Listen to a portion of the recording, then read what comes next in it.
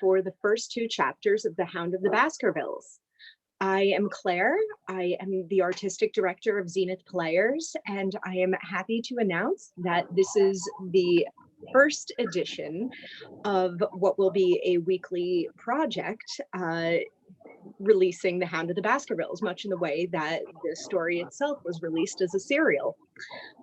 If you want more information about Zenith Players, please feel free to check out our website, www.zenithplayers.com, or check out our Facebook page, Zenith Players. If you would like to be involved in an upcoming reading, send us an email at casting@zenithplayers.com, and we will get back to you as soon as possible. We also would like to announce that coming up on Wednesday evening, we have our Sonnet Slam to benefit Feeding America, and we will be working our way through all of Shakespeare's sonnets. And if you would like to sign up to read, check out our Facebook. All the information is there as well. In the meantime, I will now hand you over to the cast of Hound of the Baskervilles. Mr. Sherlock Holmes, who was usually very late in the mornings, save upon those not infrequent occasions when he was up all night, was seated at the breakfast table. I stood upon the hearthrug and picked up the stick which our visitor had left behind him the night before. Just under the head was a broad silver band, nearly an inch across, to James Mortimer, M.R.C.S., from his friends at the C.C.H., was engraved upon it, with the date 1884. It was just such a stick as the old-fashioned family practitioner used to carry, dignified, solid, and reassuring. Well, Watson, what do you make of it? How did you know what I was doing? I believe you have eyes in the back of your head. I have, at least, a well-polished silver-plated coffee pot in front of me. But tell me, Watson, what do you make of our visitor's stick? Since we have been so unfortunate as to miss him and have no notion of his errand, this accidental souvenir becomes of importance. Let me hear you reconstruct the man by an examination of it. I think Dr. Mortimer is a successful elderly medical man, well esteemed, since those who know him gave him this mark of their appreciation. Good. Excellent. I think also that the probability is in favor of his being a country practitioner who does a great deal of his visiting on foot. Why so? Because the stick, though originally a very handsome one, has been so knocked about that I can hardly imagine a town practitioner carrying it. The thick iron ferrule is worn down, so it is evident that he has done a great amount of walking. Perfectly sound. And then again, there's the friends of the CCH. I should guess this should be the something hunt, the local hunt to whose members he has possibly given some surgical assistance, and which has made him a small presentation in return. Really, Watson, you excel yourself. I am bound to say that in all the accounts which you have been so good as to give of my own small achievements, you have habitually underrated your own abilities. It may be that you are not yourself luminous, but you are a conductor of light. Some people, without possessing genius, have a remarkable power of stimulating it. I confess, my dear fellow, that I am very much in your debt. He had never said so much before, and I must admit that his words gave me keen pleasure, for I had often been piqued by his indifference to my admiration, to the attempts which I had made to give publicity to his methods. I was proud, too, to think that I'd so far mastered his system as to apply it in a way which earned his approval. He now took the stick from my hands and examined it for a few moments with his naked eyes. Then, with an expression of interest, he laid down his cigarette, and carrying the cane to the window, he looked over it again with a convex lens. Interesting. Though elementary. There are certainly one or two indications upon the stick. It gives us the basis for several deductions. Has anything escaped me? I trust that there's nothing of consequence which I have overlooked. I am afraid, my dear Watson, that most of your conclusions were erroneous.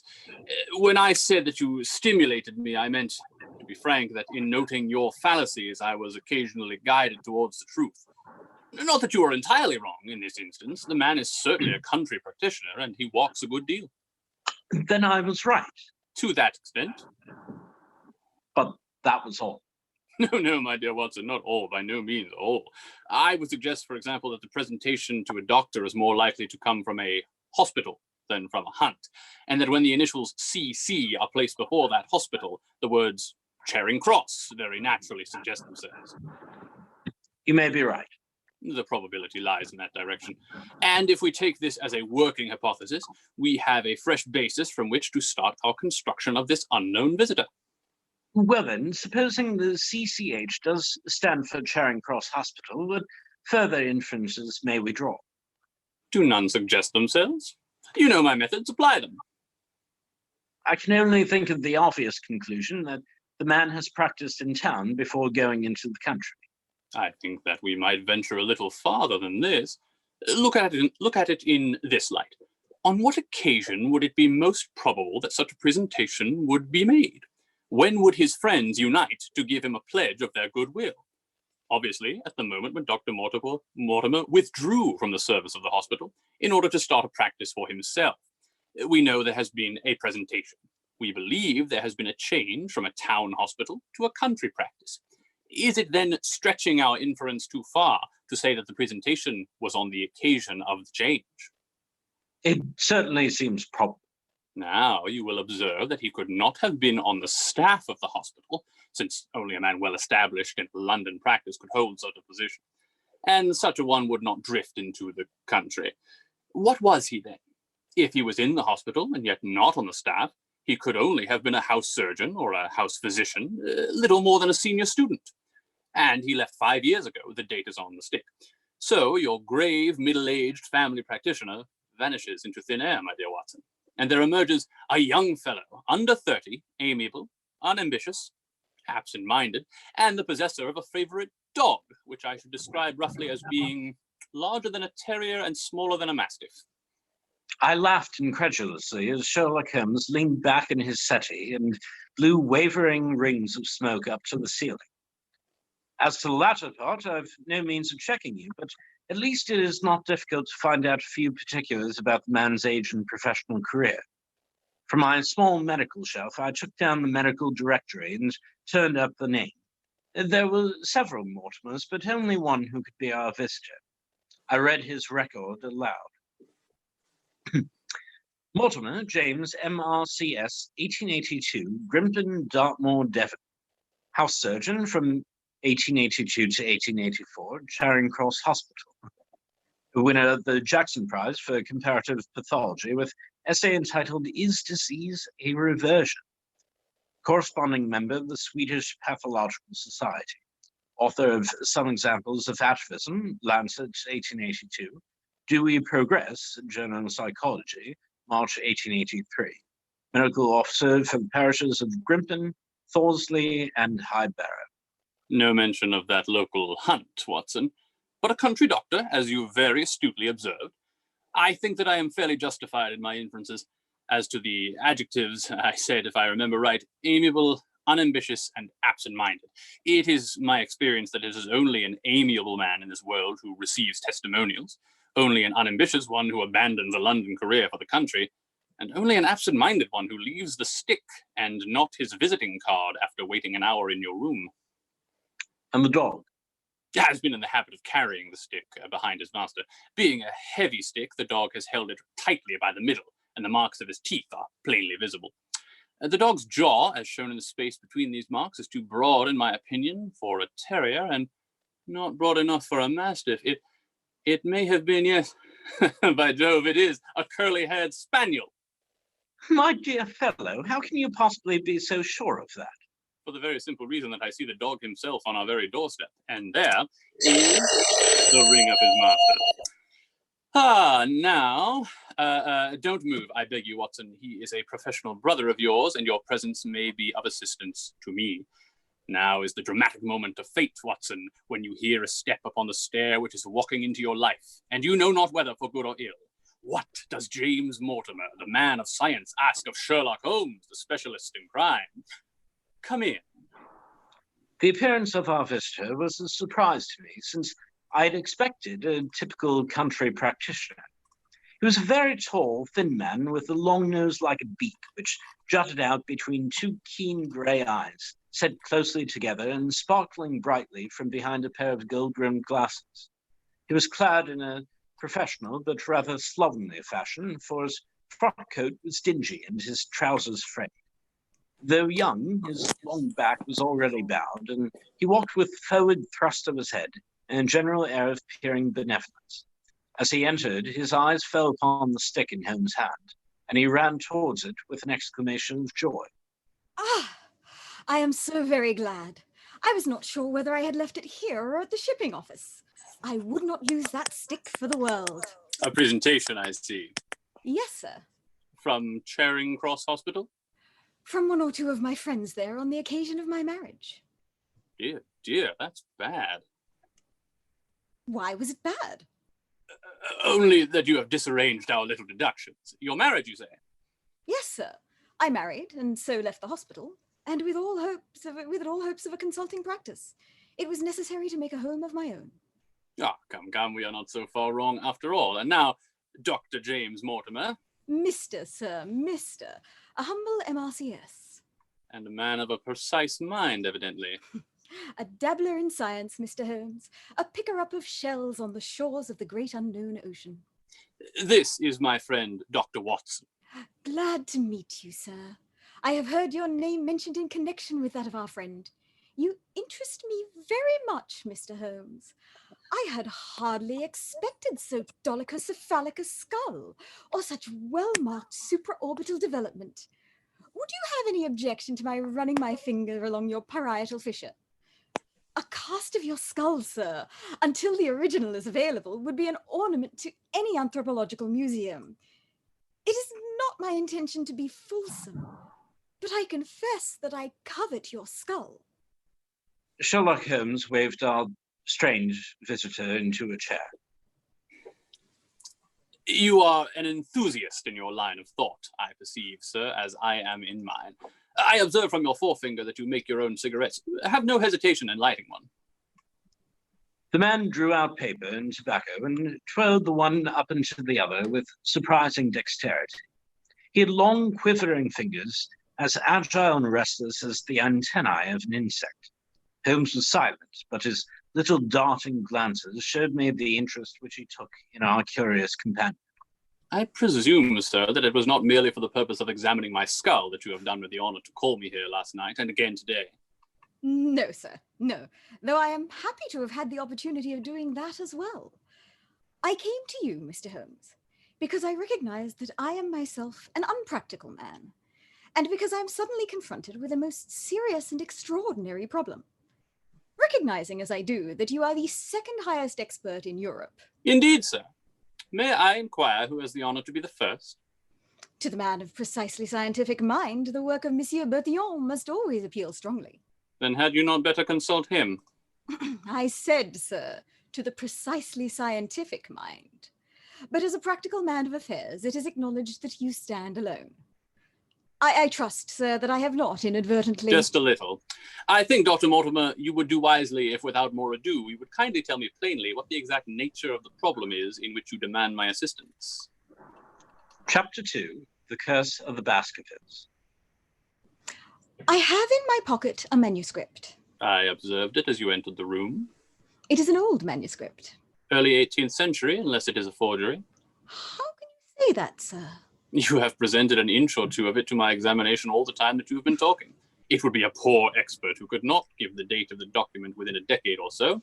You may possibly have read my little monograph upon the subject. I put that at 1730. The exact date is 1742. Oh. This family paper was committed to my care by Sir Charles Baskerville, whose sudden and tragic death some 3 months ago created some excitement in Devonshire. I may say that I was his personal friend as well as his medical attendant. He was a strong-minded man, sir, shrewd, practical, and as unimaginative as I am myself. Yet he took this document very seriously, and his mind was prepared for just such an end as did eventually overtake him. You will observe, Watson, the alternative use of the long S and the short. It is one of several indications which enable me to fix the date. I looked over his shoulder at the yellow paper and the faded script. Baskerville Hall, 1742. It appears to be a statement of some sort. Yes, it is a statement of a certain legend that runs in the Baskerville family. But I understand that it is something more modern and practical upon which you wish to consult me. Most modern. A most practical, pressing matter which must be decided within 24 hours. But the manuscript is short and is intimately connected with the affair. With your permission, I will read it to you. Holmes leaned back in his chair, placed his fingertips together, and closed his eyes with an air of resignation. Dr. Mortimer turned the manuscript to the light and read in a high, cracking voice the following curious, old-world narrative. Of the origin of the Hound of the Baskervilles, there have been many statements. Yet, as I come in a direct line from Hugo Baskerville, and as I had the story from my father, who also had it from his, I have set it down with all belief that it occurred even as is here set forth. And I would have you believe, my sons, that the same justice which punishes sin may also most graciously forgive it, and that no ban is so heavy but that by prayer and repentance it may be removed. Learn then from this story not to fear the fruits of the past, but rather to be circumspect in the future, that those foul passions whereby our family has suffered so grievously may not be again loosed unto our undoing. Know then, that in the time of the Great Rebellion, this manor of Baskerville was held by Hugo of that name. Nor can it be gainsaid that he was a most wild, profane, and godless man. This, in truth, his neighbours might have pardoned, seeing that saints have never flourished in those parts. But there was in him a certain wanton and cruel humour, which made his name a byword through the West. It chanced that this Hugo came to love, if indeed so dark a passion may be known under so bright a name as love, the daughter of a yeoman who held lands near the Baskerville estate. But the young maiden, being discreet and of good repute, would ever avoid him, for she feared his evil name. So it came to pass that one night, it was the feast of the archangels, this Hugo, with 5 or 6 of his idle and wicked companions, stole upon the farm and carried off the maiden, her father and brothers being from home as well he knew. When they had brought her to the hall, the maiden was placed in an upper chamber while Hugo and his friends sat down to a long carouse, as was their nightly custom. Now, the poor lass upstairs was like to have her wits turned at the singing and the shouting and the terrible oaths which came up to her from below. For they say that the words used by Hugo Baskerville when he was in wine were such that he might blast the man who said them. At last, in the stress of her fear, she did that which might have daunted the bravest or most active man. For by the aid of the growth of ivy which covered and still covers the south wall, she came down from under the eaves, and so homeward across the moor, there being 3 leagues betwixt the hall and her father's farm. It chanced that some little time later, Hugo left his guests to carry food and drink and other worse things perchance to his captive, and so found the cage empty and the bird escaped. Then, as it would seem, he became as one that hath a devil, for rushing down the stairs into his dining hall, he sprang upon the great table and cried aloud before all the company that he would that very night render his body and soul to the powers of evil, if he might but overtake the wench. And while the revellers stood aghast at the fury of the man, one more wicked, or it may say maybe more drunken than the rest, cried out that they should put the hounds upon her. Whereat Hugo ran from the house, crying to his grooms they should saddle his mare and unkennel the pack, and giving the hounds a kerchief of the maid's, he swung them to the line, and so off full cry in the moonlight over the moor. Now, for some space the revellers stood agape, unable to understand all that had been done in such haste. But anon, their bemused wits awoke to the nature of the deed which was like to be done upon the moorlands. Everything was now in an uproar, some calling for their pistols, some for their horses, and some for another flask of wine. But at length, some sense came back to their crazied minds, and the whole of them, 13 in number, took horse and started in pursuit. The moon shone clear above them, and they rode swiftly abreast, taking that course which the maiden must needs have taken if she were to reach her own home. They had gone a mile or 2 when they passed one of the night shepherds upon the moorlands, and they cried to him to know if he had seen the hunt. And the man, as the story goes, was so crazed with fear that he could scarce speak. But at last he said that he had indeed seen the unhappy maiden, with the hounds upon her track. But I have seen more than that, said he, for Sir Hugo Baskerville passed me upon his black mare, and there ran mute behind him such a hound of hell as God forbid should ever be at my heels. So the drunken squires cursed the shepherd and rode onwards. But soon their skins turned cold, for there came a galloping across the moor, and the black mare, dabbled with white froth, went past with trailing bridle and empty saddle. Then the revellers rode close together, for a great fear was upon them.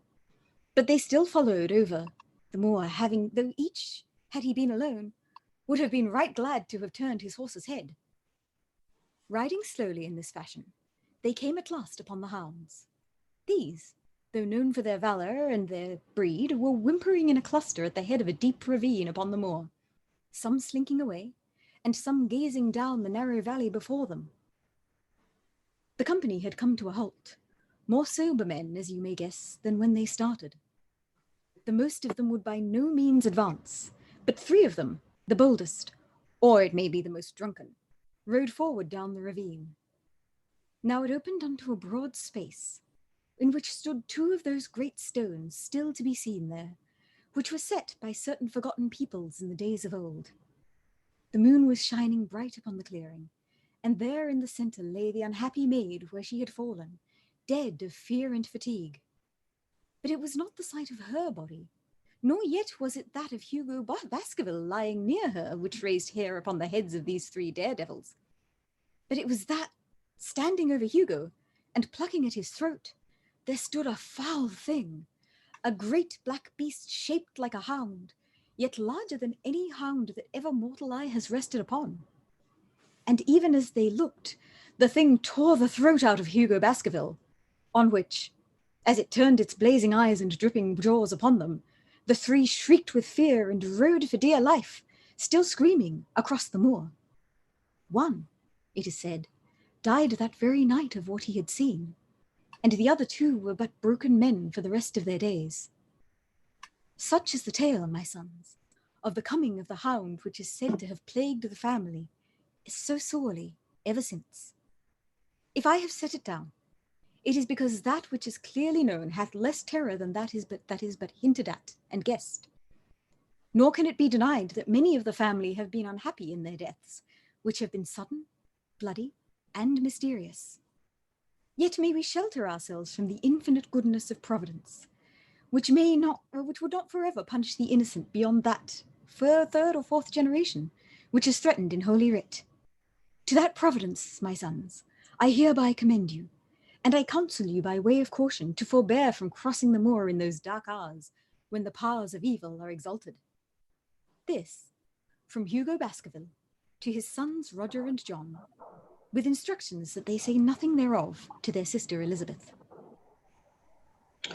When Dr. Mortimer had finished reading this singular narrative, he pushed his spectacles up on his forehead and stared across at Mr. Sherlock Holmes. The latter yawned and tossed the end of his cigarette into the fire. Well, do you not find it interesting? To a collector of fairy tales. Now, Mr. Holmes, we will give you something a little more recent. This is the Devon County Chronicle of May 14th of this year. It is a short account of the facts elicited at the death of Sir Charles Baskerville, which occurred a few days before that date. My friend leaned a little forward, and his expression became intense. Our visitor readjusted his glasses and began. The recent sudden death of Sir Charles Baskerville, whose name has been mentioned as the probable Liberal candidate for Mid-Devon at the next election, has cast a gloom over the county. Though Sir Charles had resided at Baskerville Hall for a comparatively short period, his amiability of character and extreme generosity had won the affection and respect of all who had been brought into contact with him. In these days of nouveau riche, it is refreshing to find a case where the scion of an old country family, which has fallen upon evil days, is able to make his own fortune and to bring it back with him to restore the fallen grandeur of his line. Sir Charles, as it is well known, made large sums of money in South African speculation. More wise than those who go on until the wheel turns against them, he realized his gains and returned to England with them. It is only 2 years since he took up his residence at Baskerville Hall, and it is common talk how large were the schemes of reconstruction and improvement which have been interrupted by his death. Being himself childless, it was his openly expressed desire that the whole countryside should, within his own lifetime, profit by his good fortune, and many will have personal reasons for bewailing his untimely end. His generous donations to local and county charities have been frequently chronicled in these columns. These circumstances connected with the death of Sir Charles cannot be said to have been entirely cleared up by the inquest, but at least enough has been done to dispose of those rumours to which local superstition has given rise. There is no reason whatsoever to expect foul play, nor to imagine that death could be from any but natural causes. Sir Charles was a widower, and a man who may be said to have been, in some ways, of an eccentric habit of mind. In spite of his considerable wealth, he was simple in his personal tastes, and his indoor servants at Baskerville Hall consisted of a married couple named Barrymore, the husband acting as butler and the wife as housekeeper. Their evidence, corroborated by that of several friends, tends to show that Sir Charles's health has been for some time impaired, and points especially to some affection of the heart, manifesting itself in changes of colour, breathlessness, and acute attacks of nervous depression. Dr. James Mortimer, the friend and medical attendant of the deceased, has given evidence to the same effect. The facts of the case are simple. Sir Charles Baskerville was in the habit every night, before going to bed, of walking down the famous yew alley of Baskerville Hall. The evidence of the Barrymores shows that this had been his custom. On the 4th of May, Sir Charles had declared his intention of starting the next day for London, and had ordered Barrymore to prepare his luggage. That night, he went out as usual for his nocturnal walk, in the course of which he was in the habit of smoking a cigar. He never returned. At 12 o'clock, Barrymore, finding the hall door still open, became alarmed, and lighting a lantern, went in search of his master. The day had been wet, and Sir Charles's footprints were easily traced down the alley. Halfway down the walk, there is a gate which leads out onto the moor. There are indications that Sir Charles had stood for some little time here. He then proceeded down the alley, and it was at the far end of it that his body was discovered. One fact, which has not been explained, is the statement of Barrymore that his master's footprints altered their character from the time he passed the moor gate, and that he appeared from thence on to be walking on his toes. One Murphy, a horse dealer, was on the moor at no great distance at the time, but he appears by his own confession to have been the worse for drink. He declares that he heard cries, but is unable to state from which direction they came. No signs of violence were to be discovered upon Sir Charles's person, and though the doctor's evidence pointed to an almost incredible facial discoloration, so great that Dr. Mortimer refused at first to believe that it was indeed his friend and patient who lay before him, it was explained that this is a symptom which is not unusual in cases of death from cardiac exhaustion. This explanation was borne out by the post-mortem examination, which showed long-standing organic disease, and the coroner's jury returned a verdict in accordance with the medical evidence. It is well that this is so, for it is obviously of the utmost importance that Sir Charles's heir should settle at the Hall and continue the good work which had been so sadly interrupted. Had the prosaic finding of the coroner not finally put an end to the romantic stories which had been whispered in connection with this affair, it might have been difficult to find a tenant for Baskerville Hall. It is understood that the next of kin is Mr. Henry Baskerville, if he still be alive, the son of Sir Charles Baskerville's younger brother. The young man, when last heard of, was in America, and inquiries are being instituted with a view to informing him of his good fortune. Those are the public facts, Mr. Holmes, in connection with the death of Sir Charles Baskerville. I must thank you for calling my attention to a case which certainly presents some features of interest. I had observed some newspaper comment at the time, but I was exceedingly preoccupied by the little affair of the Vatican cameos, and in my anxiety to oblige the Pope, I lost touch with several interesting English cases. This article, you say, contains all the public facts? It does. Then let me have the private ones. He leaned back, put his fingertips together, and assumed his most impassive and judicial expression. In doing so, I am telling that which I have not confided to anyone. My motive for withholding it from the coroner's inquiry is that a man of science shrinks from placing himself in the public position of seeming to endorse a popular superstition. I had the further motive that Baskerville Hall, as the paper says, will certainly remain untenanted if anything were done to increase its already rather grim reputation. For both these reasons, I thought that I was justified in telling rather less than I knew, since no practical good could result from it. But with you, there is no reason why I should not be perfectly frank. The moor is very sparsely inhabited, and those who live near each other are thrown very much together. For this reason, I saw a good deal of Sir Charles Baskerville. With the exception of Mr. Frankland of Laughter Hall and Mr. Stapleton the naturalist, there are no other men of education within many miles. Sir Charles was a retiring man, but the chance of his illness brought us together, and a community of interests in science kept us so. He had brought back much scientific information from South Africa, and many a charming evening we have spent together discussing the flora and fauna of the bush and of the savannah. Within the last few months, it became increasingly plain to me that Sir Charles' nervous system was strained to the breaking point.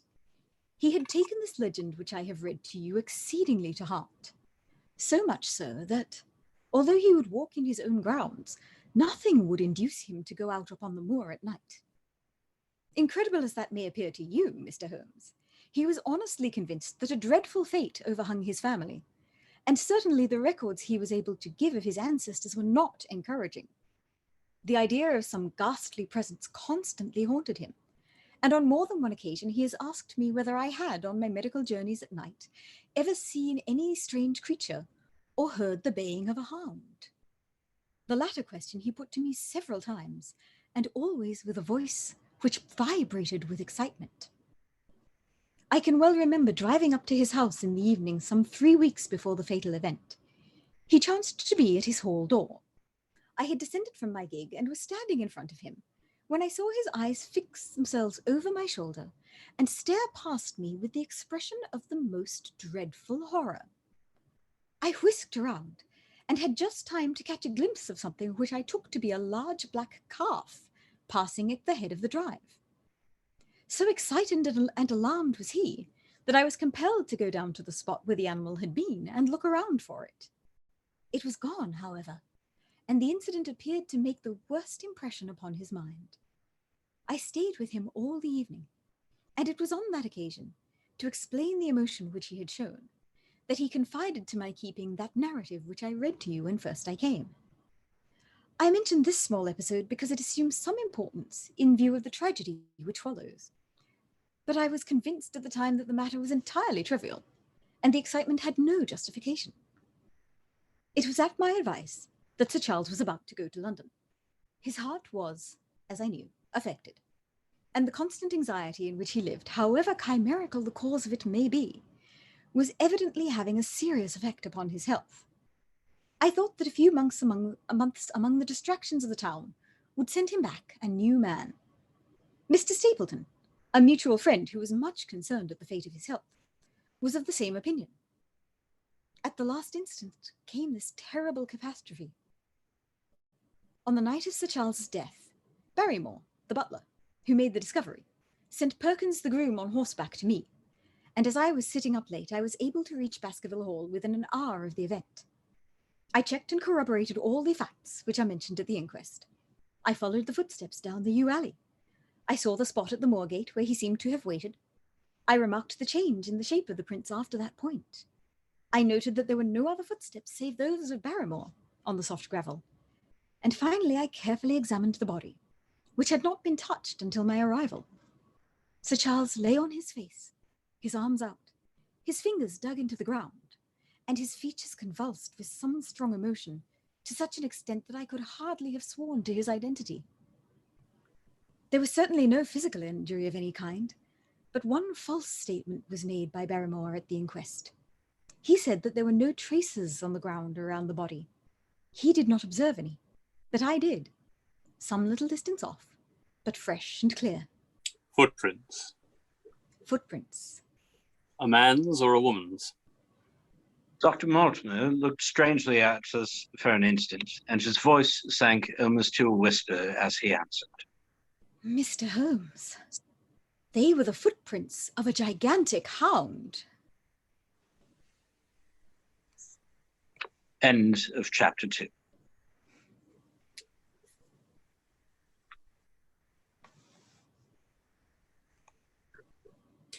Thank you for joining us for Hound of the Baskervilles.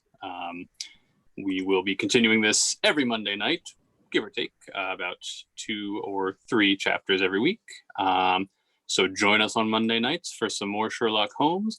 Join us this Wednesday for our Sonnet Slam to benefit Feeding America. We'll share some links to all of that soon. Join us this Saturday for The Merry Wives of Windsor. And join us every Saturday for some more Shakespeare. Thank you so much, and good night.